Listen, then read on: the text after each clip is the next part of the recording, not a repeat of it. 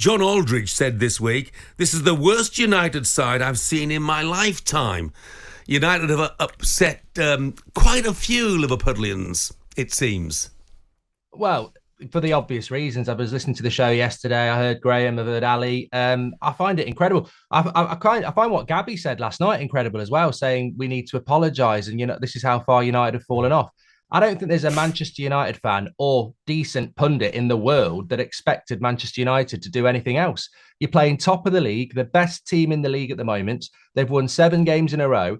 Manchester United go to Old Trafford, park the bus and get a point, and we're meant to be embarrassed by that. If we do anything if somebody can tell me a different tactic to do at Anfield on Sunday, I'm sure Erik Ten Hag would have tried it. That was the only thing we could do.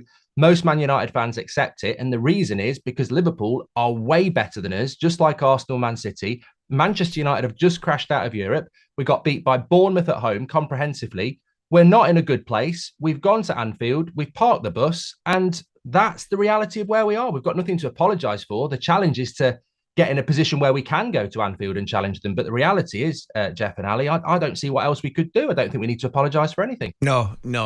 Listen, mate, you're 100% right. It's Erik Ten Hag's duty bound to go to wherever he goes and put out a team that he believes will get the best result for Manchester United, and that's the way he saw it. And looking at it, it was a correct thing to do. Now, as I said to Jeff, I understand Van Dijk's frustration. I understand the Liverpool player Klopp's frustration. I get all that, but the fact of the matter is, it's not Ten Hag's job to, as I say, to go and entertain other teams' fans and other teams. He played to what he felt was his strengths, and he did mention it. I only watched the highlights, didn't watch the whole game, mate, but Højlund has had a chance to nick it. One or two we have chances. It wasn't a great game, but from United's point of view, you look at Fulham, for example. Fulham sitting there 3-2 up at Liverpool, end up losing 2 goals in the last 2 or 3 minutes, come away with nothing. I think a point at Liverpool, particularly at this time of the season, is a good point. Yeah, and I agree. And I think what Roy Keane said about Van Dijk, I get 100%. I've got no issue with Van Dijk or Klopp. We've been in that, it feels a long time ago now, but we've been in that position loads of times when you're going for the title and you have these games at home where you think, I can't believe we haven't won that. But it happens. You just have to dust yourself down, go, we were the better team, move on. And that's what I'm sure Liverpool do with Arsenal at the weekend.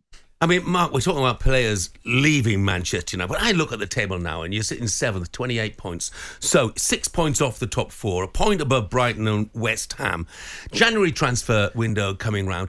Are you worried that if you don't recruit in January, are you worried about where you might finish? And how the heck do you recruit in January when the Jim Ratcliffe 25% investment hasn't happened yet?